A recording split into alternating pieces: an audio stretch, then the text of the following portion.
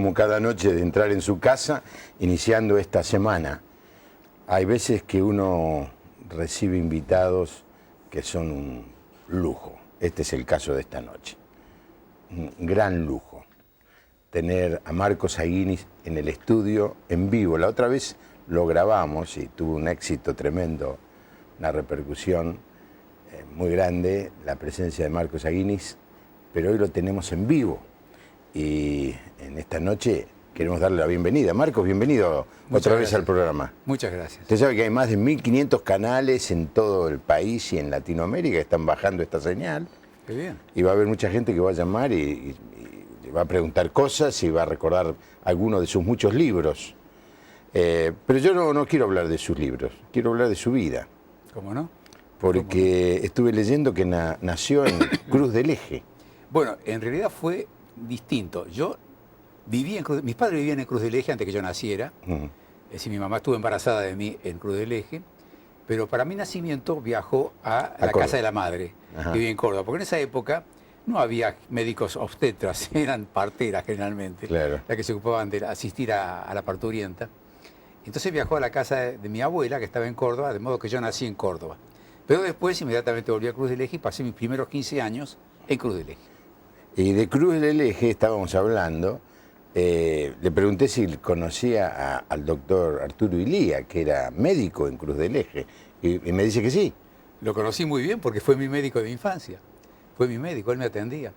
Y recuerdo todavía que cuando íbamos a su modesto consultorio y le preguntaban cuánto eran sus honorarios, doctor, él decía, bueno, deja algo en la palangana. Había una palangana a un costado donde la gente depositaba lo que quería, lo que le parecía, lo que podía. Dejaba el dinero ahí.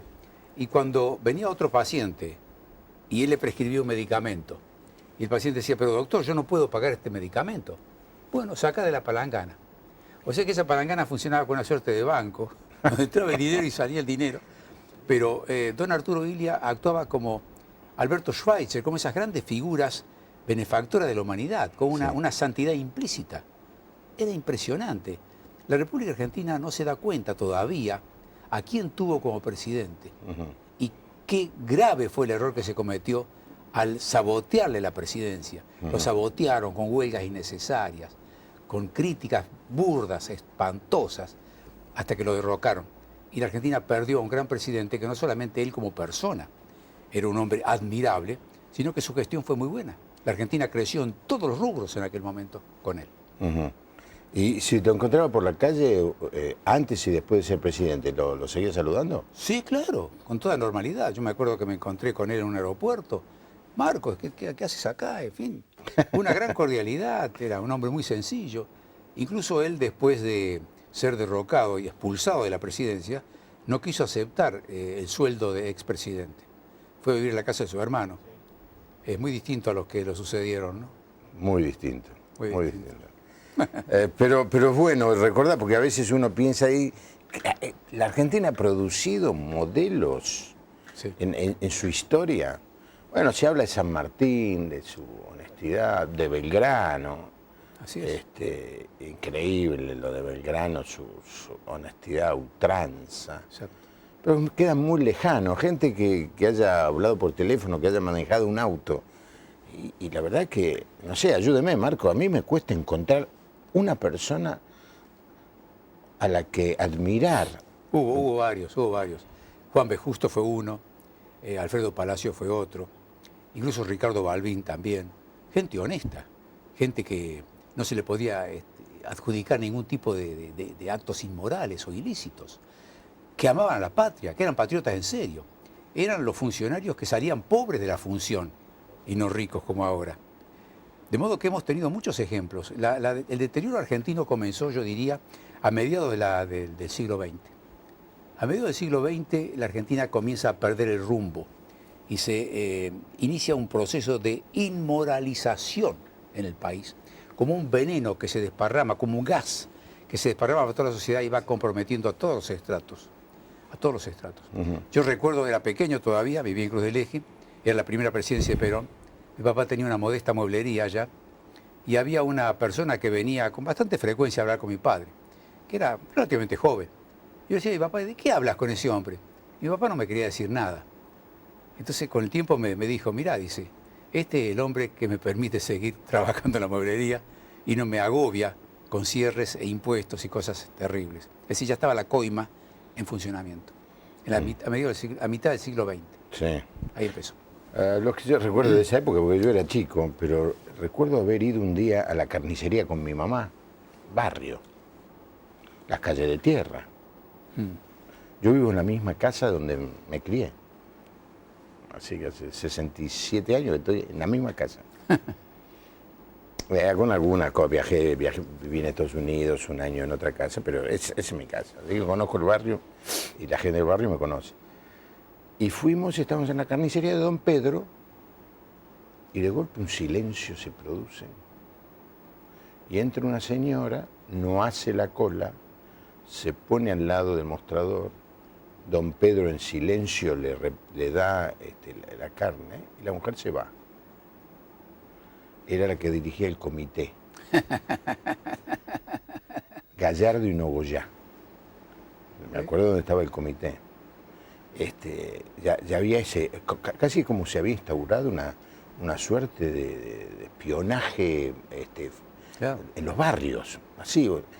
Ahora, el último libro, no voy a hablar de los libros, pero el último libro del año pasado fue La Furia de Evita. Así es. Cuenta un poco de la historia de esa época. Bueno, La Furia de Evita tiene como rasgo diferencial el hecho de que está escrito como si ella lo hubiera escrito al libro. Sí. ¿No? Es un libro en primera persona, autobiografía, pero escrita por ella misma 60 años después de su muerte. Y comienza con las frases que explican lo que viene después. Ella dice, ya hace más de 60 años que he muerto y me considero en condiciones de poder decir todo lo que no dije en vida. Hay cosas que no manifestaba por pudor o por razones políticas, pero ahora ¿qué me importa? Después de 60 años voy a decir de todo. Entonces es un libro donde ella hace una profunda, dolida y descarnada confesión de todo lo que fue su vida, su rica vida, llena de contradicciones. Contradicciones en lo externo y en lo interno, en su vida interior y en su vida pública. De modo que ese libro está cargado de elementos que la bajan a ella del mito y la humanizan. Entonces, al bajarla del mito deja de estar en blanco y negro, no es ni la muy mala ni la muy buena, sino que es un ser humano con contradicciones. Muestro los miedos de ella. Por ejemplo, ella tenía miedo de dormir sola. Cuando hace su famoso viaje a Europa de más de 3 meses, al acompañante le exige que duerma en el mismo dormitorio que ella, porque tenía miedo de estar sola. Al mismo tiempo se muestra aguerrida y feroz contra quienes le resultan molestos, incómodos por alguna razón. De modo que todo eso está contado allí con mucha intensidad, y yo creo que al humanizarla la pude comprender mejor. Y también pude rechazar mejor algunas cosas equivocadas. Al final del libro, ella hace una suerte de evaluación y dice, yo siempre, a pesar de que me enriquecí tanto con pieles y joyas y propiedades, yo siempre me consideré parte de los pobres. Es mi gente. Y ahora, de 60 años después, me pregunto, ¿y toda la política que pusimos en marcha ayudó a los pobres o más bien los perjudicó? ¿Hemos logrado eliminar la pobreza? ¿Desarrollar mecanismos para que los pobres sean cada vez menos o para que los pobres sean cada vez más? Y se estructuren en situaciones de enfermedad, de analfabetismo, de delincuencia, de resentimiento. Y esa reflexión es muy terrible, muy dolorosa, porque la hace con buena intención, pero al mismo tiempo haciendo una reflexión muy valiente, que muchos no se atreven a hacer. Ahora, usted habla de lo que ella dice, pero que usted escribió. Lo que ella hubiera dicho. Es lo que hubiera dicho, pero la imaginación suya. Ah, sí. Claro. ¿Cómo se llama ese tipo de libro? Autobiográfico, pero... Es una historia, digamos, no es ficcional porque está basada en hechos reales. Es una historia basada en hechos reales. Uh-huh. Ahora, la reflexión y la parte psicológica, los matices emotivos, eso ya es el trabajo literario. ¿Y qué críticas tuvo de la gente cercana a los seguidores de Evita? En general fue buena. Pero yo advertí que hay mucha gente que no se atrevió siquiera a leerlo. Uh-huh. Es como cuando en psicología el terapeuta le está por decir al paciente alguna verdad muy dolorosa y el paciente no quiere escucharlo. No sé. Y entonces no asiste más a las sesiones y no quiere saber más nada. Es decir, hay una resistencia a aceptar la verdad. Y a mí me parece que eso ha ocurrido con La furia de Evita. Una resistencia por parte de quienes odian a Evita y no quieren saber nada de encontrar elementos humanos, tiernos, positivos, y quienes odian a Evita, y quienes aman a Evita en forma extrema y no reconocen que ella también cometió errores. Bueno, pero el país está dividido en esos dos grupos. ¿Quién compró el libro ese? Bueno, parece que hay gente que lo compró, que está en una línea intermedia.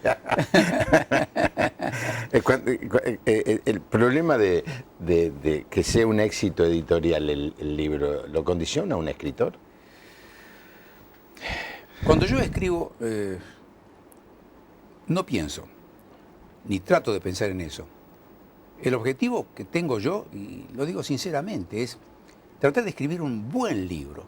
La satisfacción profunda, es decir, hacer una buena obra, es una suerte, yo diría, de ambición exagerada, quizá, narcisista, del artista, que quiere hacer una obra que sea bellísima, que sea buena, que perdure, que tenga una calidad que resista el paso del tiempo. Eso es lo que yo quiero hacer cuando escribo. Entonces me esfuerzo en escribir bien un libro, en ser lo más claro posible y bello en el desarrollo de los episodios, en lograr un perfil bien trazado de los personajes principales y secundarios, como si fuera un escultor que se fije en cada detalle. Eso es lo que a mí me tiene más atento. Y después sale el libro. Bueno, el libro puede tener suertes diversas. Hay libros muy buenos que han tenido ediciones pequeñas y que no han logrado gran éxito de ventas, y hay libros que son muy malos y tienen un gran éxito de ventas y bueno, finalmente se mueren. Los libros malos finalmente se mueren. Ese es el consuelo. Aunque tenga un gran éxito momentáneo, pero al final se mueren. Los buenos perduran. El escritor Marcos Aguinis es nuestro invitado en esta noche. Los teléfonos son el 4568-6452, 4568-6667. Para aquellos que quieran mandarnos mensajes de texto, el 011 es un celular aquí en Buenos Aires, 6041-3585, todo eso figura en la pantalla. Pedro Romero de Corrientes agradece por el invitado, dice que nunca se pierde un programa. Mario de Buenos Aires pregunta si hay alguna hora del día perfecta para la inspiración. Ojalá lo supiera, porque esa hora no me dormiría. Sí, sí. Ojalá. Pero yo diría que el escritor es un ser que trabaja a destajo, porque incluso cuando duerme está trabajando. Claro. Porque a veces los sueños llegan a ser material de inspiración. Claro. Se contaba que Borges, por ejemplo, a la mañana, cuando se levantaba, le prepararon un baño de inmersión. Porque claro, él la ducha no estaba muy seguro, entonces le hacían un baño de inmersión. Y mientras estaba en el baño de inmersión, él trataba de recordar los sueños. Y esos sueños después eran material de muchos de esos textos. De modo que no hay una hora fija de mayor inspiración. Lo que sí puedo decir es que muchas veces, cuando uno no se siente inspirado, hay que empezar a trabajar, calentar las sillas, gastar las pestañas, y después de una hora y media que uno hace eso, la inspiración llega. A veces hay que tironearla, Sí. atraerla. ¿Cuánto de inspiración y cuánto de transpiración es un libro? Y mucho más transpiración, mucho más transpiración. La inspiración es cosa momentánea, instantánea. Es producto muchas veces de cuando uno ya tiene el motor caliente y las cosas funcionan más rápido. Pero no hay esa inspiración. Y menos en una obra larga. Imagínense una novela. Sí. Está hablando de 300 páginas, 400 páginas. Claro, puede estar inspirado todo el tiempo. Claro. Puede ser en la poesía, sí. Poesía breve, algunos versos, bueno. Es como un fogonazo que se produce de repente. Ahora, una novela. con relación al párrafo sobre los libros buenos y malos, estaba pensando en familias que tienen hijos hermosos, pero tienen algún hijo enfermo que no es tan lindo, pero que a los padres lo aman intensamente, aunque no salió tan lindo e inteligente como los otros. Y usted, como escritor, Marcos, ¿qué libro no fue tan bueno, pero que usted ama de manera especial de todos los que escribió? Es una pregunta difícil. ¿Sabe por qué es difícil? Porque en el momento en que yo escribí cada uno de esos libros, quería escribir mi mejor libro. Claro. Este es mi mejor libro, acá. Y después que terminaba ese libro, uno decía, bueno, el próximo va a ser el mejor libro. Entonces no hay un punto final. Y yo creo que es una suerte, está muy bien. Porque entonces uno puede seguir y continúa buscando esa... Como en fin, la zanahoria, ¿no es cierto?, que está delante del burro. Pero libros que uno ame y que sepa que no son buenos, en general a mí me ocurre que hay libros que yo considero que quizás no están tan bien logrados, que puse mucho esfuerzo en ellos, que no están bien logrados, pero al no estar tan bien logrados, como que no me atrapa. No es el caso de Los hijos, es diferente. Es un hijo distinto el libro, porque el hijo tiene otra historia. El libro es producto de un esfuerzo sostenido, voluntario. En cambio, el hijo no es producto de un esfuerzo. El hijo, a uno lo cría con esfuerzo a veces, por cierto, muchas veces. Pero el hijo nació, está ahí. Uno no lo ha creado totalmente. Hay otras fuerzas que lo crearon. Bueno, una linda oportunidad me deja Marcos. Qué fuerza, porque Marcos se reconoce como agnóstico, ¿es así? Y bueno, agnóstico creo que lo dice muy bien. El agnóstico yo creo que es una persona que es profundamente modesta, porque reconoce que no lo sabe, que no sabe. Es socrática. Solo sé que no lo sé. No lo sé. ¿Que algo hay? No hay duda. Hay. Pero ¿qué hay? ¿Cómo hay? ¿De qué forma está? ¿Cómo se manifiesta? ¿Es algo spinoziano? ¿Somos la naturaleza es Dios y los seres humanos y lo que existe? ¿O hay un Dios personal separado de la naturaleza? Y bueno, y aquí entramos en intríngulis teológicos. No, está interesante, pero usted es de familia judía. Ah, sí. Pero hay judíos ateos. No, hay judíos agnósticos y judíos muy ortodoxos. Por supuesto, sí. Pero los judíos le han dado a la humanidad un libro que es el libro más importante en la historia de la humanidad, que es la Biblia. Así es. Y la Biblia habla de un Dios real, consciente, personal, que habla, que da indicaciones, que da leyes, que premia, que castiga. Es decir, siendo judío usted no cree en el Antiguo Testamento. No, yo creo que la Biblia es uno de los grandes aportes que se hicieron a la humanidad. No solamente que es un libro muy antiguo, sino que está muy cargado de metáforas, de enseñanzas, de leyes, de ejemplos que cubren un espectro enorme de la condición humana. Fíjese usted, si toma solamente el Génesis y revisa a los personajes de Génesis, desde Abraham, su esposa Sara, su hijo Ismael, su hijo Isaac. Ismael, después Isaac, después Jacob, Esaú, la pelea entre los hermanos, el asesinato de Abel por parte de Caín, los celos de los hermanos contra José, que era el querido por los hijos. Bueno, toda esa historia está tan llena de psicología, que uno dice, caramba, ¿qué psicólogo escribió este libro? Pero es admirable, de veras. Después, por ejemplo, le estaba comentando antes, fuera de cámara, lo ejemplar que es la salida de Egipto. Esa gran epopeya que se celebra hasta el día de hoy como la fiesta, el Pesaj judío, es la fiesta más antigua de la humanidad que celebra la épica de la libertad. No hay una fiesta en ningún pueblo, ni siquiera el antiguo pueblo chino, ni el pueblo griego, que celebre la épica de conseguir la libertad como lo cuenta la Biblia en el libro del Éxodo. Pero ¿qué ocurre cuando se consigue la libertad? Después de una gran lucha, porque hubo que poner un montón de pestes y conflictos gravísimos, porque no fue sencilla la libertad. La consiguen.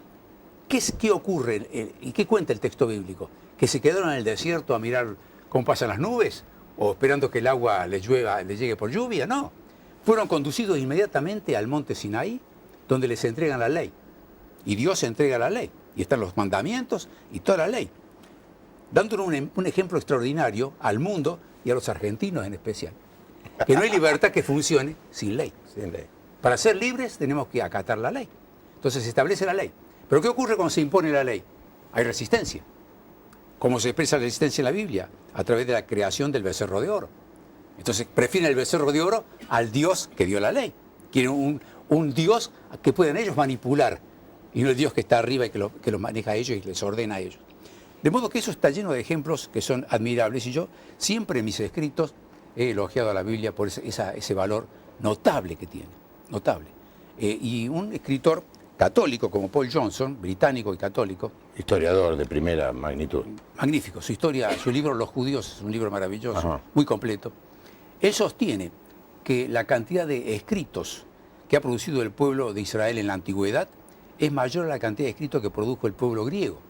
Estamos muy acostumbrados a hablar de los dramaturgos y trágicos griegos y cómicos griegos y filósofos griegos, y creemos que la mayor producción literaria de la antigüedad fue dada por Grecia, pero no es así.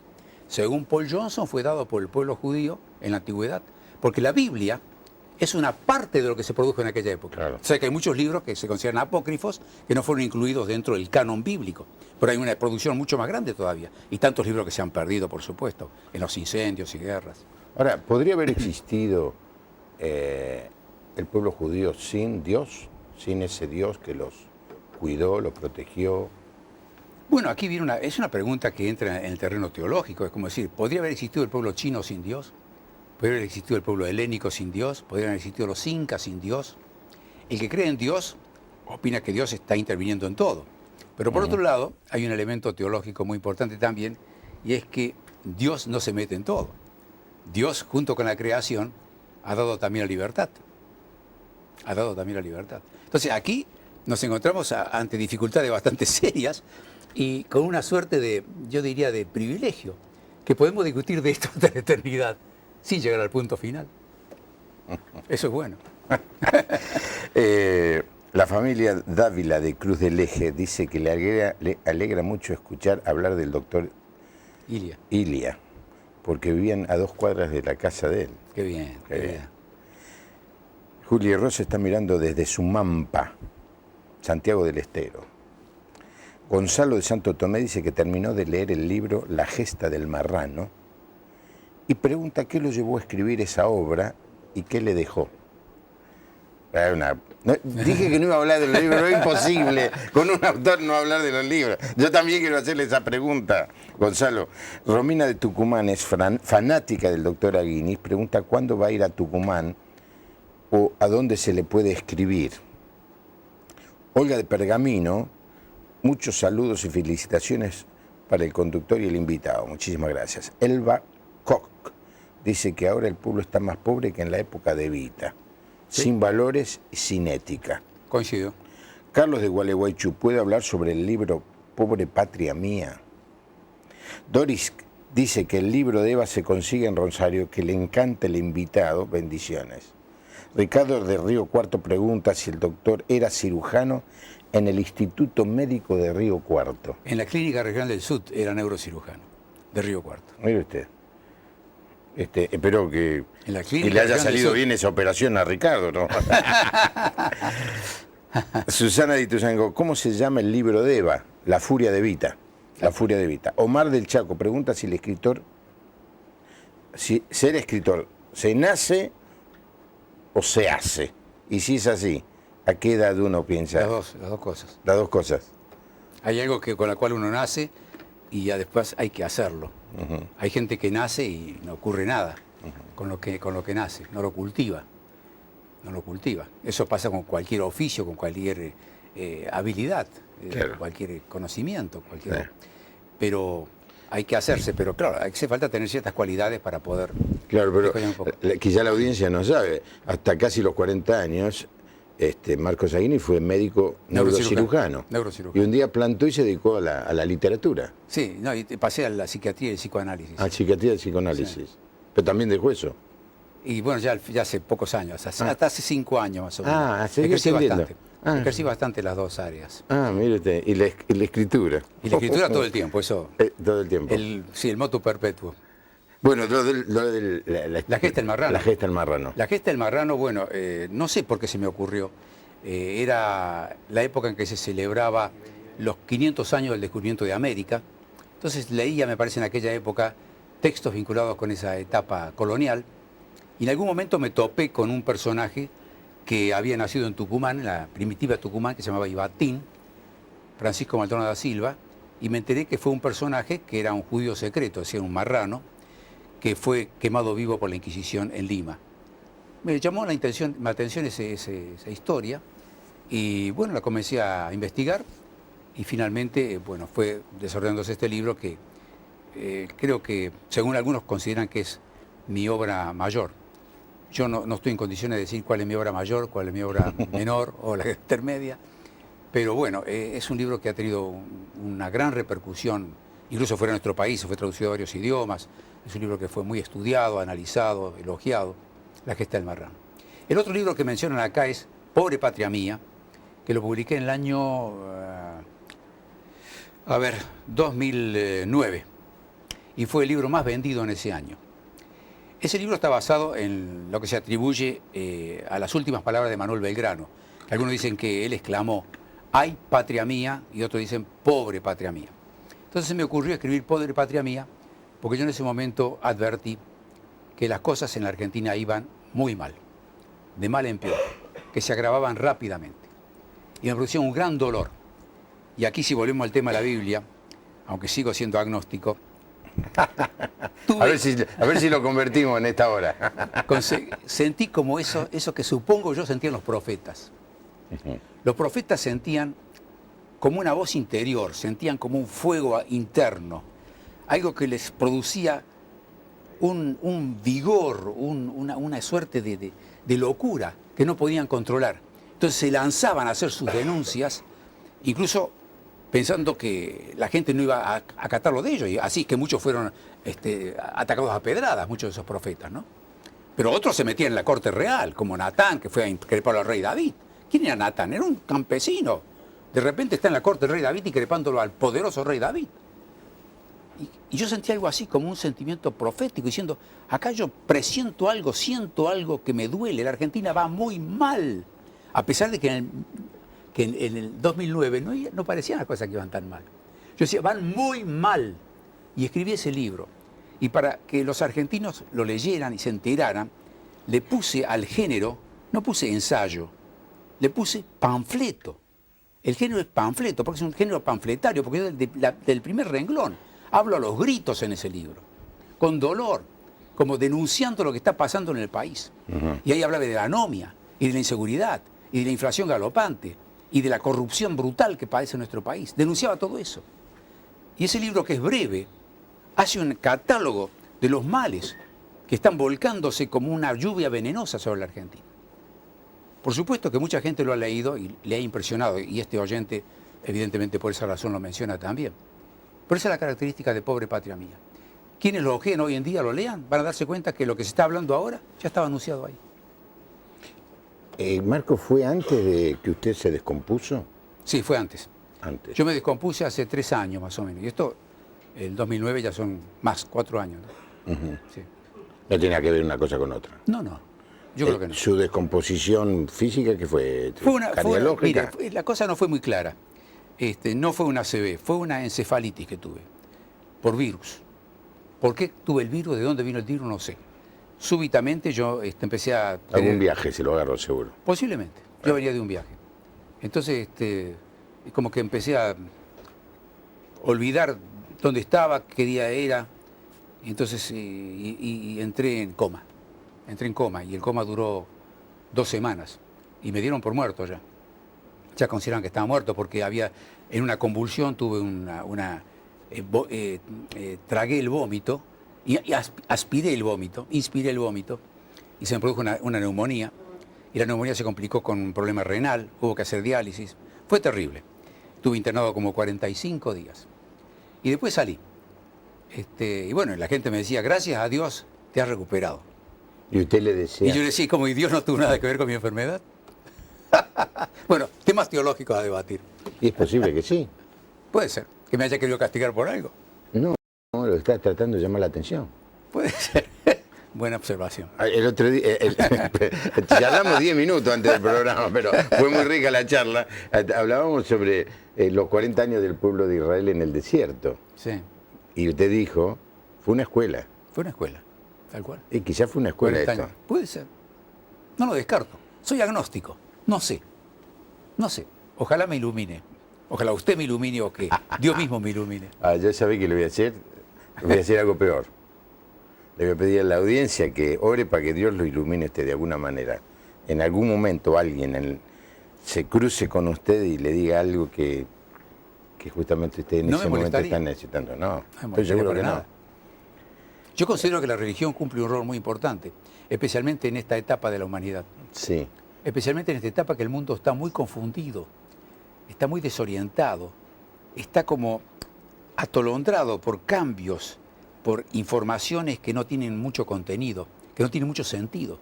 Hay como una pérdida del sentido. Y la religión ordena. La religión vendría a ser esa suerte de ley que dice cómo tenemos que comportarnos entre nosotros, cómo tenemos que valorarnos unos a otros, respetar la vida, el respeto. Todo eso lo exige la religión. De modo que yo de ninguna manera estoy en contra de la religión, de ninguna manera, nunca lo estuve. La religión, por supuesto, tuvo manifestaciones y expresiones muy equivocadas por culpa de los dirigentes religiosos. No era la religión la culpa, eran los dirigentes de los religiosos, eran los inquisidores los que crearon la Inquisición. Eran gente fanática, de la que hay ahora también. Hay algunas religiones que están llenas de fanáticos y asesinos, ¿no?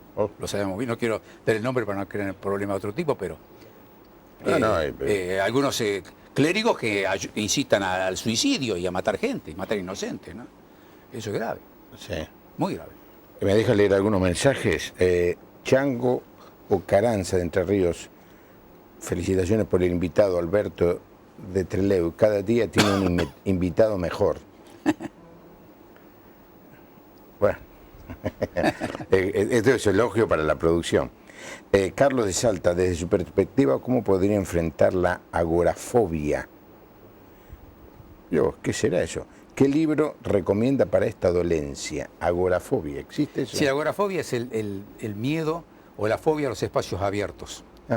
El ágora es la plaza de la antigua Grecia, ¿no? Entonces, el temor a los espacios abiertos. Esto no se resuelve con un libro, esto necesita un tratamiento, por supuesto, tratamiento psicológico. Javier de Esquina dice que el doctor es muy buen escritor, aunque no comparte ciertas posturas ideológicas. María del Carmen de Rosario tiene esperanza de que la Argentina pueda mejorar. Yo sí, tengo esperanza. Yo creo que la Argentina puede mejorar. Que no va a ser fácil, no va a llevar un tiempo, pero me parece que la Argentina puede mejorar. Porque ¿sabe qué ocurre? Solemos repetir mucho que en la Argentina existen grandes recursos naturales. Ya hablamos de nuestros ríos y de nuestro petróleo que nos fue explotado, y del clima maravilloso, y que estamos lejos de los grandes conflictos mundiales. Todo eso es cierto. Pero también tenemos recursos humanos buenos, cada vez menos.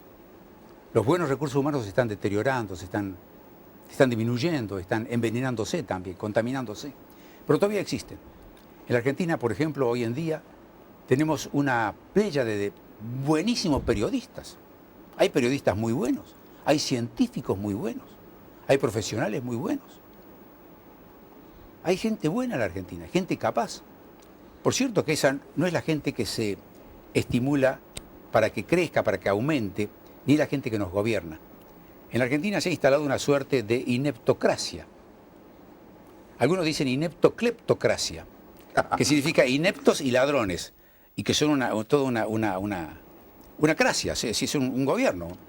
Y eso es lo que está gobernando en la Argentina. Y a mí me parece que a medida que esta ineptocleptocracia empieza a ser marginada, entonces hay mucho dinero que está navegando por el mundo y que quiere aterrizar en un país que tenga perspectivas ciertas y que brinde seguridad jurídica. Cuando en la Argentina se establezca un gobierno, que no solamente sea el Ejecutivo, sino también el Poder Legislativo y la justicia, que sean creíbles, que sean más honestos, entonces aquí va a descender muchísimo dinero. Entonces lo de vaca muerta se va a hacer realidad, no antes. Nadie va a poner dinero en vaca muerta con el sistema actual de inseguridad jurídica. Grave. Inseguridad jurídica en la justicia, inseguridad jurídica en el Poder Legislativo, inseguridad jurídica en el sistema ejecutivo. De modo que yo soy esperanzado. Creo que la Argentina va a mejorar en unos años, pocos años. A ver, yo lo digo así. Yo no soy optimista.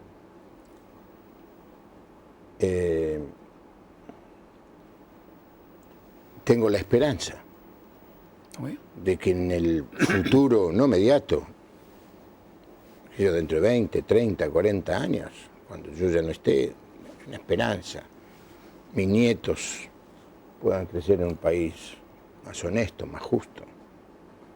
Hoy no veo eso porque lo que se ve venir como alternativa a este poder es más de lo mismo. Varios de esos candidatos fueron parte de este mismo sistema de corrupción y estando adentro no dijeron nada. Entonces, y la gente elige con un gran egoísmo, elige por el plan que le acomode mejor el bolsillo. Es decir, no elegimos pensando en el país, elegimos pensando en nosotros. Entonces, la multiplicación de ese egoísmo produce elecciones de gente de ese partido nuevo que usted acaba de fundar y que no veo la salida. Hoy estoy muy molesto porque se condenó a 4 años a María Julia Alzogaray, personaje de la política con quien nunca simpaticé. Es más, estando en Radio Municipal en el año 95, yo tenía 2 horas en Radio Municipal de 10 a 12 todas las noches. Hice un comentario y no la mencioné, dije, La Innombrable. Fue el último programa, el otro día me echaron. Wow. Fraga se llamaba el director, que después tuvo en Canal 7. Me echó. Y cuando le pregunté por qué, me dice, Bauzá me dijo que te eche. Pero hoy la condenaron otra vez, tiene una condena 3 en suspenso, otro 4 en suspenso y 4 en suspenso. Y yo me solidarizo hoy con ella. Es la única persona que ha sido condenada en 31 años de democracia. No hubo otro. La impunidad es tan grande que hoy, si el juez va a dictaminar algo en contra de un político, lo sacan al juez. Así es. Si el fiscal investiga, lo sacan al fiscal. Si el jefe de los fiscales, personaje de la historia del peronismo, ministro del Interior, dicho sea de paso que el 25 de mayo del 73 se vino acá a 4 cuadras y sacó a 700 presos. Pero una historia, un hombre de trayectoria, lo echaron. ¿Qué esperanza podemos tener? Entonces, la anomia yo creo que queda chica eso, ya sin ley, porque sin ley, sin justicia, sin jueces. O sea, cuando me piden que sea optimista, yo me gustaría decir, Dios va a bendecir este país, viene un gran avivamiento. Esto son frases que se escuchan de pastores, no mías, ¿no? De otros colegas. Y yo digo, ¿en base a qué? 2 más 2 es 4. Mire, lo que usted dijo es cierto, pero también tenemos que pensar lo siguiente. Ayúdeme, conviértame en optimista. No, yo no soy un optimista, tengo esperanza y creo que las cosas pueden mejorar y creo que van a mejorar, pero como consecuencia de que hemos llegado a cierto punto en que debe producirse algún tipo de inflexión. La Argentina está rodeada por países que le va mejor que la Argentina. A Chile le va muchísimo mejor que la Argentina, hasta Perú le va mejor que la Argentina, hasta Bolivia le va mejor que la Argentina. Ni hablemos de Uruguay, ni hablemos de Brasil, ni hablemos de Colombia, que tenía a la FARC ahí adentro. Y la Argentina no. Parece que la Argentina estuviera rodeada por una especie de muro de Berlín, que la cordillera fuera un muro de Berlín, que nos impide ver qué hay al otro lado, de lo que es Chile. Pero yo creo que eso va a ir perforándose. De alguna forma la ósmosis se va a ir dando. Y en la Argentina, en las últimas décadas, se ha generado un deterioro de la ejemplaridad.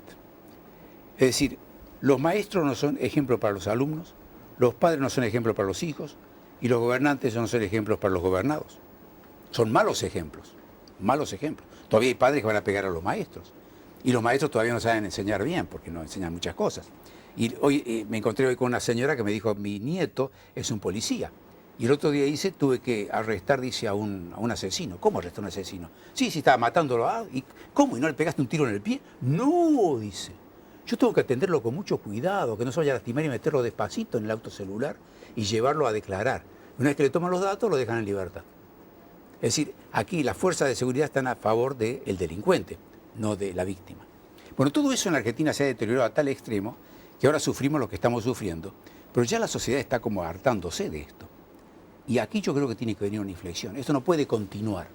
Y que la mayor parte de los personajes, no todos, pero una gran parte de los personajes que aparecen como alternativa estuvieron y están junto con estos malos ejemplos. Puedo volver a los ejemplos bíblicos. Acuérdese usted que Aarón fue el que dirigió la construcción del becerro de oro, el hermano de Moisés. Dirigió la construcción del becerro de oro y presidió la ceremonia de adoración al becerro. Y sin embargo, Aarón se convirtió después en el sumo sacerdote cuando volvió Moisés. Es decir, las personas no son eternamente condenables, eternamente culpables. En algún momento se produce un cambio. Y yo pienso que muchas de las personas que actualmente no nos generan ningún tipo de confianza, en un clima distinto pueden actuar también de una forma distinta.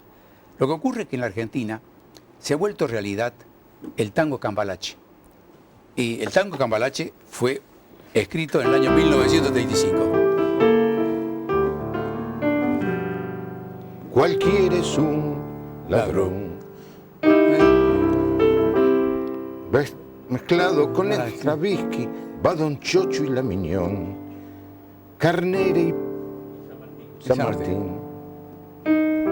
Y se acuerda, el que nos roba es un gil, el que nos afana es un gil. Claro. Ahí está.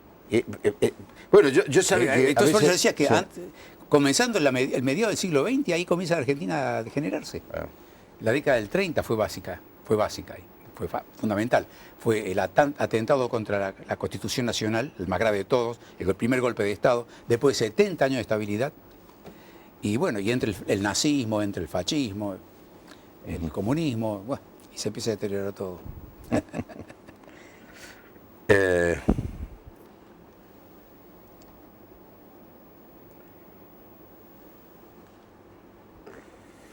María de las Nieves de Santa Fe dice que le alegra tener voz y rostro de uno de sus escritores favoritos. Caramba. Berta de Mar del Plata siempre ve el programa, le gusta mucho. Juana de Santa Fe dice, apasionante el libro El combate perpetuo. Ah, sí, la biografía de Guillermo Brown. ¿Viste? El combate perpetuo. Miguel Monés es un amigo. Un saludo a Juan Pablo de Marcos, estuvo con él en Israel en el 99 y tiene muy buenos recuerdos de ese viaje. Caramba. Elena Rosario, su libro preferido es Los Iluminados. Elba dice que su madre estuvo muy grave en 3 oportunidades y está segura que fue Jesús el que la curó. Silvia de Cosquín dice que es maravillosa la entrevista. Miguel de Almafuerte, Córdoba, está contento con que hayan traído un cordobés de esta categoría. ¿Hay algún otro? De Córdoba puede venir algo bueno. Hay varios. Y los humoristas especialmente. Oh, sí. Pues es un medio subido de tono para este programa. Verónica de Monte Quemado, Santiago Estero cree en Dios y que Él va a cambiar la Argentina. Saludos. Esteban de Pergaminos, cuando era adolescente, llegó el atroz encanto de ser argentino y siempre lo lleva presente. Pilar de Río Cuarto dice que le gusta mucho el invitado y que si hoy está allí, Dios lo va a iluminar con su poderoso amor. Mabel Vasconi dice que cree que el doctor cree en Dios, solo le falta reconocerlo. Bueno, son psicoanalistas los... Buen giro. Leontina de Neuquén le dice al doctor que Dios lo ama y él seguramente tiene su tiempo. Amada de Trelew, Amanda quizá. ¿Cuánta sabiduría tiene el invitado? Solo le falta la sabiduría de lo alto. Son mensajes filosos. Marta de Paraná dice que va a orar para que el doctor crea en Dios. Bueno, en un clima de profundo respeto tenemos este diálogo, ¿no es cierto? Dios nos respeta a todos y entonces nosotros tenemos que aprender a las personas que no piensen como nosotros. Yo tengo muchísimas coincidencias, leo sus artículos. Además yo soy un teólogo rebelde tal vez. Quizá. Porque sé bastante de religión. Mire que sí, claro. No solamente de judaísmo, de cristianismo, también de islam, de las religiones orientales. Desde adolescente me han interesado las religiones, las he leído, las he estudiado y por eso conozco tanto la Biblia. Y el Nuevo Testamento lo lee también. Por supuesto. Salió una película que le recomiendo que la vea, yo todavía no la veo, Hijo de Dios. Es una nueva película. ¿Será buena? ¿Será buena? Dicen que es muy buena. ¿De qué origen es? Americano. Porque el que hace de Jesús es un brasileño, pero sí. No sé, la producción es... No, ¿es americana? El origen de esta película es del canal de historia, History Channel. Entonces debe ser bueno. Pero juntaron todo, la hicieron y hay escenas únicas de la película y cosas que pertenecen a la serie de la televisión. Ajá. Está muy bien filmada y a la gente le gusta mucho. Yo invité a los miembros de mi iglesia que fueran a verla este fin de Semana Santa con un amigo y muchos lo han hecho. ¿La vieron y les gustó? Sí. Una sola persona me dijo que no le gustó, pero la mayoría les gustó mucho. Cuando hablamos del país y que somos pesimistas y optimistas, lo estamos haciendo desde, por lo menos yo lo hago de la perspectiva personal, no meto a Dios en esto. Claro. Yo estoy seguro que si Dios quiere dar vuelta a una situación, lo hace en un instante. Pero sería muy fácil, aquí estamos hablando de nuestra obligación. Que, claro. Nuestra obligación. Claro. Sí. ¿Seguro? Él no dice, cumplan mis leyes, le dijo al pueblo de Israel, si cumplen mis leyes les va a ir bien. Claro. Si no las cumples les va a ir mal. Y es decir, toda la historia del pueblo de Israel es eso. Josué, el gran libertador, lo juntó a todos ante morirse y le dijo, escojan hoy a quién van a servir, a Dios o a los dioses paganos. Yo y mi casa serviremos al Señor, ¿no? Y esto marcó la historia de Israel, que usted conoce bien, Marco, momentos de esplendor cuando el pueblo era obediente y momentos de desastre cuando era desobediente a la ley. La Biblia lo cuenta con mucha claridad, con mucha precisión incluso. ¿Sí? ¿Qué libro de la Biblia le llama más la atención? Bueno, hay muchos libros de distinto tipo. El libro más poético de la Biblia es el Cantar de los Cantares. Muy poético también es el libro Lamentaciones y Eclesiastés. Eclesiastés es muy filosófico. El Génesis es el libro más psicológico de la Biblia. Mire usted. Los personajes que están allí están delineados con una precisión psicológica admirable. Los conflictos humanos están muy bien contados. Al extremo que un crítico norteamericano, no recuerdo en este momento el nombre, junto con un rabino, escribieron un libro que se titula El libro de Jota, con la hipótesis de que ese libro fue reescrito en base a versiones que venían de tiempo atrás en la corte de Salomón, donde ya las mujeres sabían leer y escribir. Y había una mujer muy culta se lee, y que ella escribió esos libros, porque solamente una mujer puede tener ese afinamiento de los conflictos familiares que narra el Génesis. En el Génesis hay 3 generaciones con conflictos familiares muy profundos e intensos, que después se reproducen por todos lados, ¿no? De modo que ese libro, desde el punto de vista psicológico, es admirable. Si hablamos de los libros sociales, los libros de crítica social, de solidaridad, de obligaciones sociales, está el libro de Amós y de Isaías. Son libros proféticos de un vigor que yo creo ha sido insuperable, de una riqueza y un vigor insuperable. Bueno, y después tenemos los evangelios. Los evangelios, uno de los evangelios que más me gusta a mí es el de mi tocayo Marcos. El más breve. Más breve es el segundo evangelio y se supone que ese ha sido uno de los más antiguos. Claro. Posiblemente fue anterior al de Mateo. Pero además Marcos tuvo el mérito de fundar la primera comunidad cristiana fuera de Israel, en Alejandría. Él fundó la comunidad cristiana de allí, que después se transformó en la comunidad copta. O sea que por alguna razón yo tengo esa simpatía con Marcos, y además describe muy bien el clima en el cual vivía Jesús, el ambiente social de la época. En ese sentido, es un libro que me gusta mucho. Y ni hablar, por supuesto, de las epístolas de Pablo, que era un hombre de un vigor, de una inteligencia. Era un hombre extremadamente culto, que conocía muy bien no solamente la cultura judía, sino también la cultura romana de la época, helénica de la época. Sí. Lina de Luque, de San Luis, gracias por invitar a una persona tan honesta y pensante. Juana de Mendoza pregunta qué opina de la propaganda del Estado sobre el casamiento y adopción de 2 mujeres que pasan en la televisión. ¿Cómo? Hay una propaganda que se pasó la semana pasada en medio de los partidos de fútbol y que hoy estaba en varios canales, el testimonio de 2 mujeres que son madres, están casadas juntas, son matrimonio igualitario. Ajá. Y están contando su experiencia y cómo son madres de una nena o de un varón, no me acuerdo bien. Se está viendo por televisión en este momento. Si quiere hacer algún comentario. Ese es un tema que ha ido creciendo muchísimo en todo el mundo En muchos países ya el matrimonio igualitario está completamente aceptado y no se lo considera distinto a los demás. En otros países está fanáticamente condenado. Y yo creo que estamos sometidos a un desafío extraordinario de poder entender cosas que antes no se entendían, que eran todos mucho más simples, más esquemáticas. Y quizá esta complejidad genera los conflictos que hay ahora. Yo creo que todavía no podemos expedirnos con toda claridad sobre las consecuencias, beneficios o no beneficios de este nuevo orden social que se está constituyendo. Es novedoso por la legitimidad que se le quiere dar, pero no podemos condenarlo a priori, sino que, bueno, estamos dentro de la tormenta. Carlos de Puerto Madryn, muy bueno programa. Miguel Ángel y Mirna de Goya, muchas bendiciones y saludos. Tato de las Pure, Córdoba, muy lindo el programa. María de Mendoza, en la Argentina falta amor de Dios. Escribí un artículo en marzo, Marcos, en el diario La Nación, que leí con mucho cuidado, de algo que me gustaría que reflexionemos, esto de que nos estamos acostumbrando a la mentira y cómo poder reaccionar.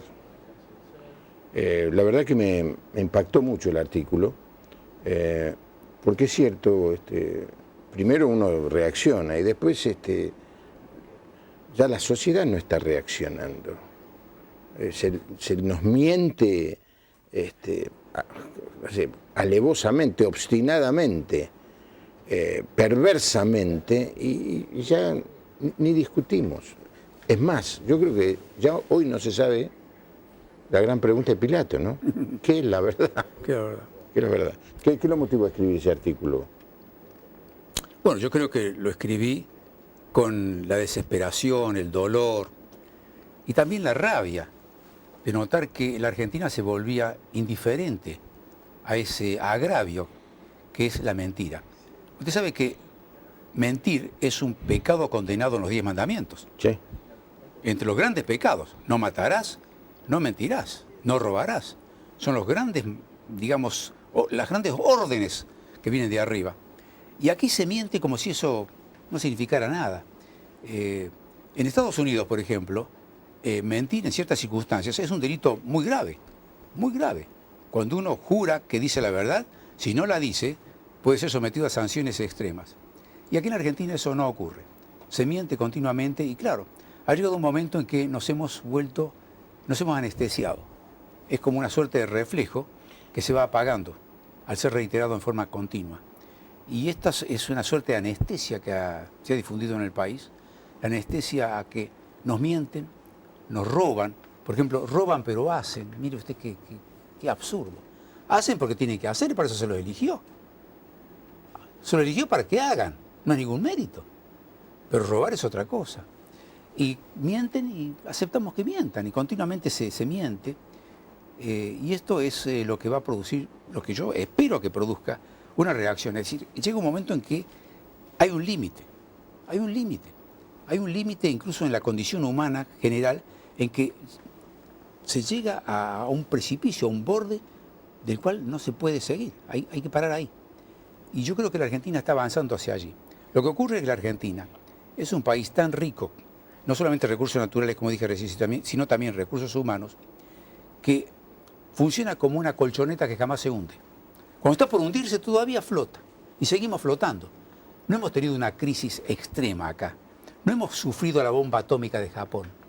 No hemos sufrido la destrucción total del país como Alemania. Fíjense, Alemania y Japón, si no hubieran sufrido lo que han sufrido, posiblemente seguirían todavía con las ideas totalitarias de aquella época. Aprendieron bien aprendido y cambiaron. Y son países ejemplarmente democráticos, ¿no? Y ejemplares en todo sentido. Japón y Alemania. Argentina no. Es como que no aprende porque todavía parece que ya sufrimos lo máximo, pero todavía parece que no.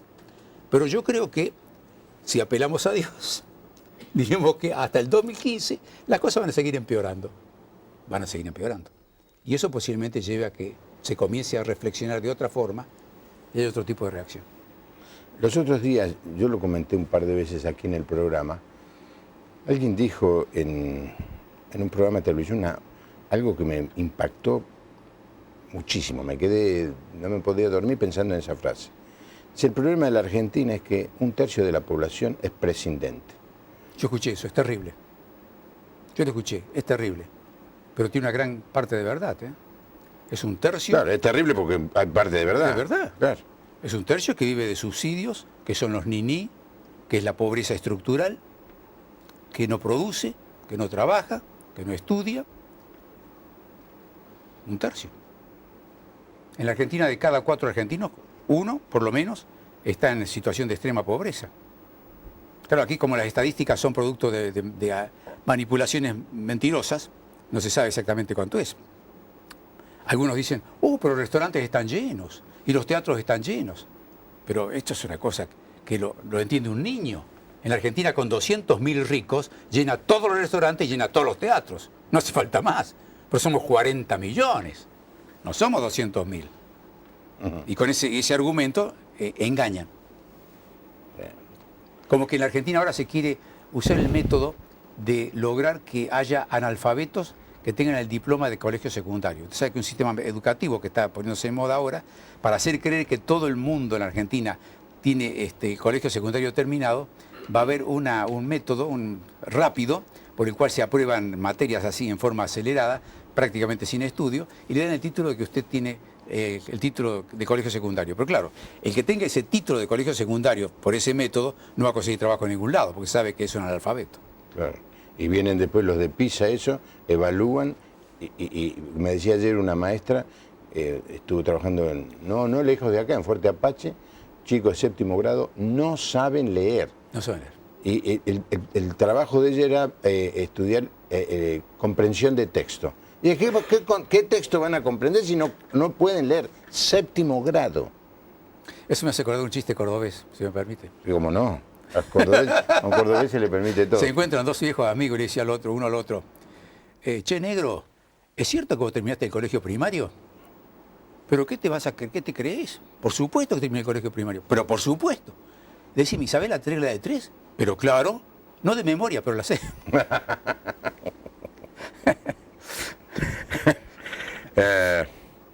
Bueno, Tato de Las Pure, Córdoba, muy bueno programa. María de Mendoza. Nicky Poleri de Paraná dice que es judío mesiánico y lo invita al doctor a creer así en Jesús como el Mesías.